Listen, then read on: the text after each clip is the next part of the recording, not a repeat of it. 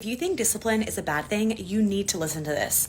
Often discipline can get a little bit of a bad rap when it comes to like feminine embodiment work because people don't understand that discipline is actually an act of self-devotion.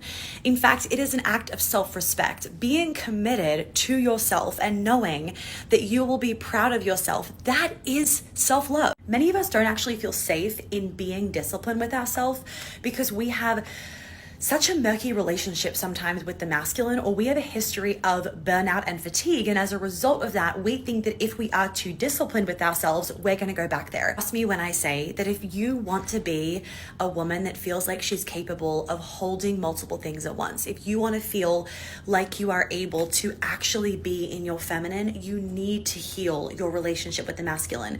You need to be able to have self-discipline. Otherwise, how can you show up being a functioning human in today's society? You literally cannot be.